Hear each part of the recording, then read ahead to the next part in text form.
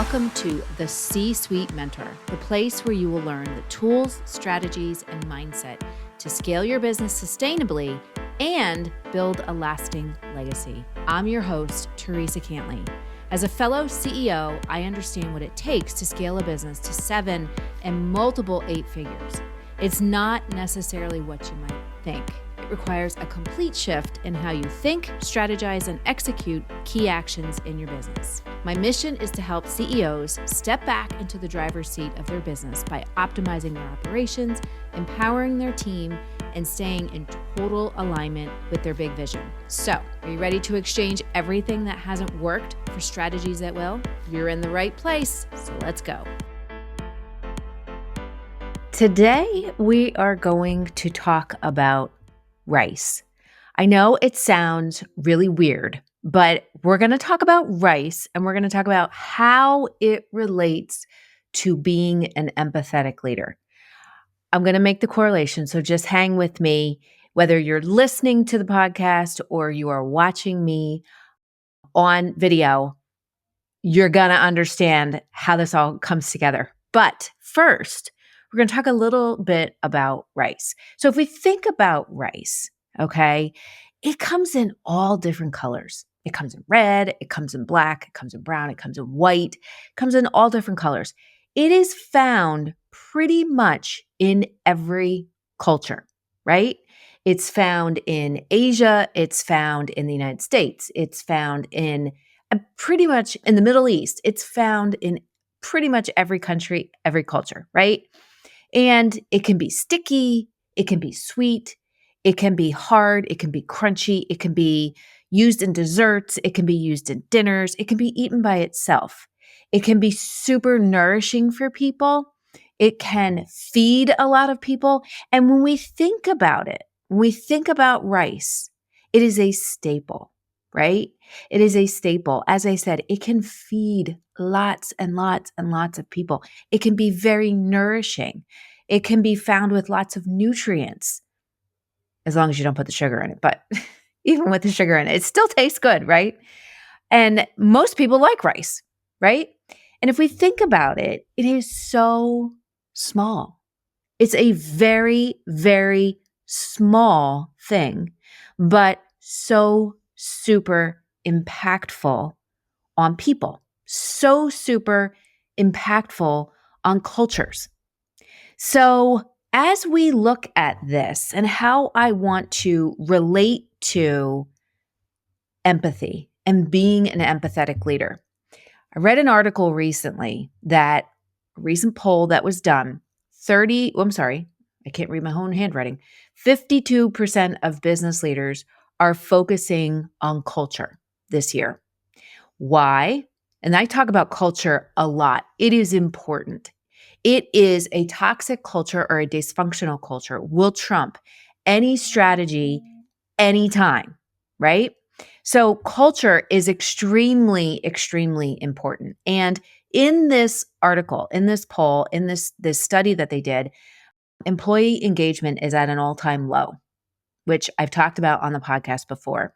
And also there is a decline in clarity on what someone's role is in a business, which leads to a lack of job satisfaction and leads to and also causes a disconnect with what the company's vision is. And part of that is because most leaders don't communicate what that vision is. They don't communicate what the mission is. So if you take cultures that have become broken or fractured. I read another article that there is a incivility and polarization in corporate cultures since the election, that people are extremely polarized.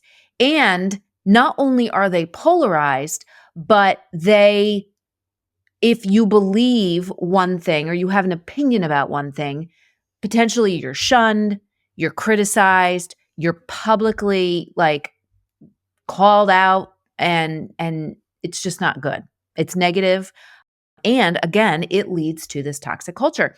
But the truth is that when we can put empathy, when we can be an empathetic leader, we can start to really change all of that. It is something so simple to do, but yet it's so complex for people. Why? Because people think that being an empathetic leader is about having a kind ear. It's about listening. It's about siding with your employees. A lot of people think that. And the truth is, it's not. All right. Yes, when we look at the definition of an empathetic leader, we look at they're active listeners. They ask questions.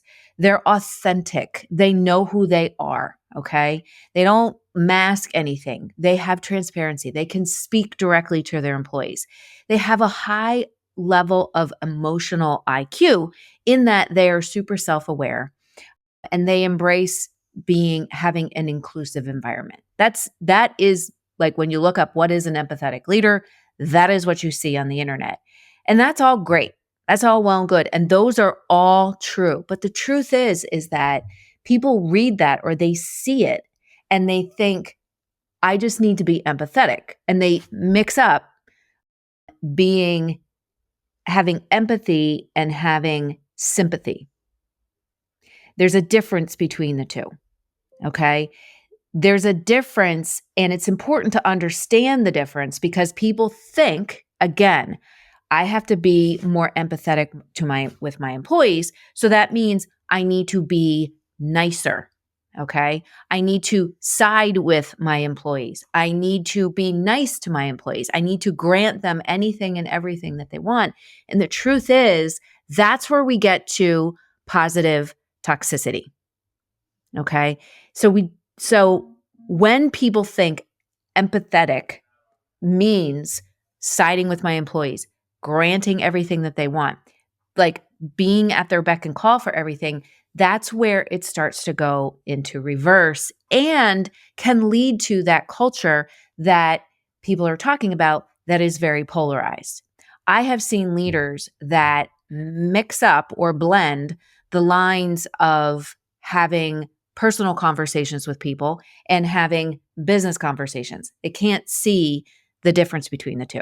So going back, being an empathetic leader, when we look at the definition of it, yes, we need to be an active listener. We need to ask a lot of questions, okay? And again, as I said, there's a difference between sympathy. Sympathy is when we feel bad for somebody. Our heart goes out to them, okay? It potentially we want to side with them, all right? So that is one thing. But being empathetic is different. Being empathetic requires you to know who you are as a leader and have connection to self. Know what you stand for. Know how you are, like how you want to show up and be as a leader every single day. As soon as you walk through the door, you know who you are and you are summoning the best of who you are. Okay. You are authentic in that, again, you are transparent.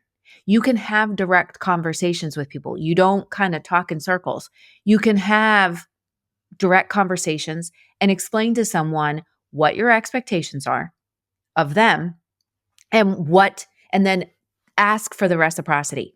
What expectations do they have for you as a leader? All right. Embracing diversity, embracing and bringing people together, not have that polarization in our culture. So if we look at this and we say, business leaders are focusing on culture this year because there has been a lot of fractures in environments. I think the other thing that has led to this is disgruntlement with employees about this whole you have to be back in the office. I have seen lots of disgruntlement and people feeling like, wait a minute, you want me to come back? We've been functioning in a hybrid work environment and for so long, and we're productive and we've exceeded our numbers, but now you want us to come back into the office. So, and I have seen lots of this, so you can see what we're doing. We have to clock in so you can make sure that we're there. So it just leads to like all kinds of dissension, disgruntlement. Again, people not really understanding like exactly what the role is, what they're doing, lack of job satisfaction. So we want to get rid of that. And how do we get rid of that? By being empathetic. Being an empathetic leader takes a lot of courage and it takes a lot of strength. Because here's the thing, being empathetic doesn't necessarily mean you are going to agree and do everything that when you have a conversation with your employees and your team, it doesn't necessarily mean that you're going to agree with everything that they say. What it means is being an empathetic leader is you're going to be willing to hear what they have to say, be willing to see other perspectives, and then make a decision that is best for the greater good. It might not be a popular decision. Everybody might not love it, but it's okay because at the end of the day, they're going to respect the decisions that you're making. So, how do we do this? How do we become empathetic? So the first thing is we need to shift our perspective and shift our thinking. We need to, and what does that mean? Shift your perspective and shift your thinking.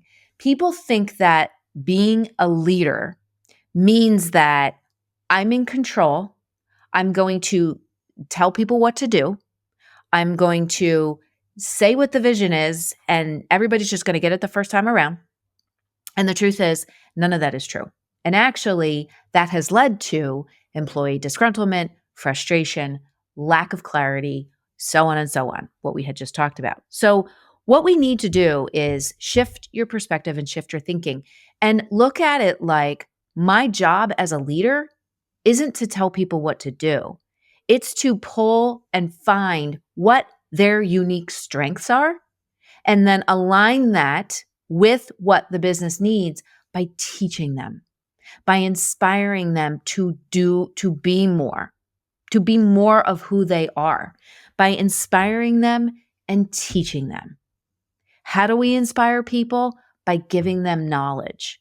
So what we need to do is teach our team the things that you know, the things that you've learned.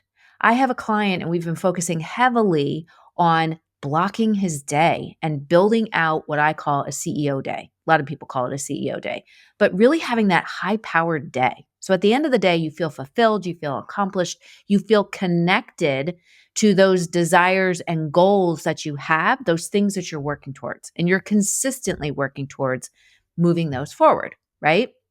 And we talk about setting his, really structuring his day better so that he's constantly moving things forward. And I said to him the other day, I said, you cannot do this in a vacuum. Your team is struggling with productivity. You've been working on productivity. You need to take those things that you've learned and how you've gotten to the place that you're at now and teach them, guide them, get them to use the blueprint that you've learned yourself so that they can apply it in a way that works for them. All right. So looking at all of the things and saying, first thing is you got to shift your belief as far as what does leadership truly mean in your business. That's the first step to being an empathetic leader, is that self-awareness of what does leadership truly mean. And it's different in this new era because people are different. Things are different just in business, in the world, in the economy, in society. So really shifting that and focusing on learning, skill mastery. How can you up-level yourself? A lot of CEOs get to a certain point and they think to themselves, I don't need to learn anything else because I got here. Let me tell you, I talked about this before. CEOs are stressed out, frustrated, have high levels of anxiety because everything's changing so fast. They have to learn new things and they don't know how. And what happens? Things start to get dysfunctional. So shifting your perspective and focusing on how can I be a better leader by listening and teaching. And when you teach someone, when you spend time to hear what they want and hear what they need and hear what they want to learn, and then you can help them, that's how you inspire people to do more, to be more, to summon the best of who they are so that you can align it with what the business needs, tasks that the business needs, projects that the business needs to complete. Second thing is we want to build a bridge. And this kind of goes along with the first one. Build a bridge. What do I mean by that? Meet your team halfway, but also ask them to meet you halfway. So when we're an active listener, when we, really embrace diversity, we embrace different cultures, different ideas, diverse thinking. Not everybody thinks the same. Someone said yesterday, I was in a meeting with a client, and one of the managers said to someone else when they brought up an idea, that's a horrible idea. You don't ever tell someone that. When I was a SCORE mentor, people used to ask me when I was doing trainings to teach SCORE mentors how to be better SCORE mentors. They asked me, they said, Theresa, how do you not tell someone that their idea, that's the dumbest idea for a business ever? And I'm like, who am I to judge? Who am I to tell somebody that their idea is stupid? I don't believe any idea is stupid. If somebody wants to do something illegal, yes, I will tell them, I don't think that's such a great idea. I really can't support this, and I probably can't be your mentor. But to tell someone that their idea is stupid, it's crazy. Like, who are you to judge that? Encourage them. I mean, some of the biggest inventions and biggest advancements in our society, in our life, came from crazy ideas, right? So we want to build a bridge, meet people halfway, and ask them to meet you halfway. Be self-aware enough to be open to diverse thinking. Your way is not the only way. Your way is not the best way. Your way is not the perfect way. There might be someone else's perspective on your team that really is something that you've never thought of, and it could be the best thing. It could be the answer that you're looking for, right? So if we build a bridge, get them to share their ideas and their perspectives, and you are an active listener, that is showing empathy. It is so simple, so simple. We do it with our children, hopefully. We do it with our spouse, hopefully. We do it with our friends, hopefully. If you're a good person, you do that. So we need to do it with our team. Something so small, but so impactful. I said to somebody the other day, I have a client who has a restaurant, and I was talking to the host, and I said, what do you do? What is your role here? And he said, well, I bus tables, I seat people. I said, no. I said, there was a story about JFK going to NASA, and he went there for a meeting when they were getting the program off the ground, and he's in this important meeting, and he had to go to the restroom. He goes into the restroom. There's an attendant in there, a janitor, and he goes in, comes out, washes his hands. The guy hands him a towel, and he says, hi. And the man said, hi, Mr. President, it's good to meet you. And he said, let me ask you, what do you understand about what's going on here? And what do you do here? And the guy said, I'm helping to put a man on the moon. Something so small, by communicating the vision, by making sure that everybody is part of and co-creating this grand idea. And people thought NASA was crazy, right?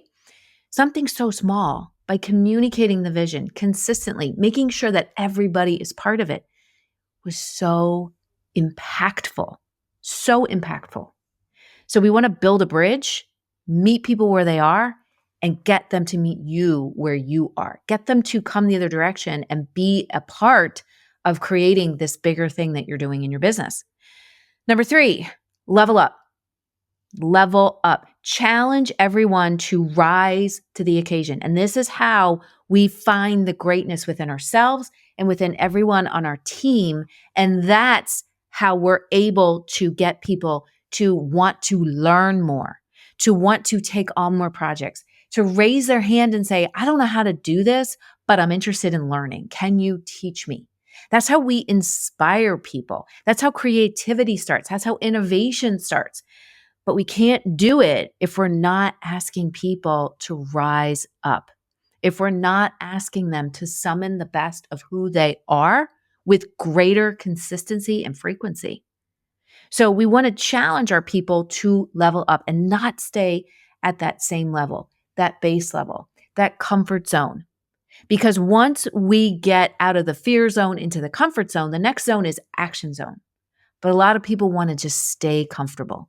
And being comfortable is great. Having your team get to that point where they are like autopilot. They can do things great. They can execute things great. Things are running like a well-oiled machine. That is great. But that's not going to get you to the next level. That's not going to get you to that next revenue figure that you want to get to, that next impact goal, that next milestone that you have for your business. The only way to get it is if we challenge people to level up, to break through that comfort zone to that next zone, which is like that momentum, that drive zone. That's how we do it. We got to get people to level up. And the way that we do that is we as leaders, as empathetic leaders, we listen and we figure out what their super strengths are. And then we align it with what the business needs. Number 4, we call out to call up. This goes with the level up. We have direct conversations. We are open to people having direct conversations with us. It's not a one-way thing. I was in a meeting yesterday, and the woman that we were meeting with, a potential partner, she said, "I'm really sorry, I'm very direct." And I was like, "No, I appreciate that. I appreciate that," because direct removes the emotion. It removes taking things personal. It removes zooming in and making it mean something that it doesn't mean. So if we can call out and have those direct conversations and allow people to have direct conversations with us, so we understand how they feel, we understand what's broken and what needs to be fixed, and we understand the expectations that everybody has. That's how we can then call up to that next level. And that last one, that last piece, number 5, is show up. Show up as an empathetic leader. Don't show up as a dictator. Don't show up as a manager. Don't show up as somebody who is just doling out tasks. Show up as that empathetic leader, that transformational leader, that leader that truly cares about your team, that truly cares about your team from the standpoint of you want them to achieve their goals, whatever those goals are. You want to help them to achieve their dreams. And on the flip side of it, they're going to help the business to achieve their dreams. So we need to be open. We need to be there. When we're having a conversation with someone, we need to be present. We can't be checking our phone. We can't be checking our Apple Watch. I swear that was the worst invention ever, is the Apple Watch, because people are constantly looking at it. When you're in a meeting, you are present. You are there. When you schedule a meeting, you are on time. You respect their time. You get them to respect your time as well by coming the other direction. So we want to show up. We want to be open. We want to be there. We want to communicate, spend time communicating what the vision is, what the expectations are, what the goals are, time and time and time again. Because leaders with vision help people with dreams. Something so small, but yet so complex. And all that vision requires is for you to think about the impact that you want to make, no matter how big or small, and just try. Just try. To really understand who you are and to say, I need to be that empathetic leader when I walk into the building. Because from there, great things can happen. So remember, just as much as a small grain of rice creates a huge impact in this world, creates a huge impact in culture, with people, in society, in food, in just culinary, you can create that. It's something so small by just learning how to be empathetic, learning how to be a new era leader so that you can have it be a huge impact in your business and truly in the world. Because if we can fix what's inside of our business, we can repair what's outside. So, have a good rest of your week, and I look forward to seeing you soon. Bye for now. Hey there. Thank you so much for listening. If you found value on this show, please follow the podcast so you never, ever miss an episode. And I would love, love, love if you would leave a review on Apple Podcasts or Spotify for me. Even better, share the show with a fellow business owner ready to step fully into their CEO leadership role. Because right now, more than ever, the world really needs next level leaders. And by the way, did you know you can text me all your questions and get real-time feedback? You absolutely can. Just text the word CEO to me at 610-215-2838 to get connected. One last goodie for you before I go. If you're ready to scale your business and have a co-creator working right by your side, my C-Suite Mentor Program may be perfect for you and your possible new second in command. Just visit thecsuitementor.com to get started.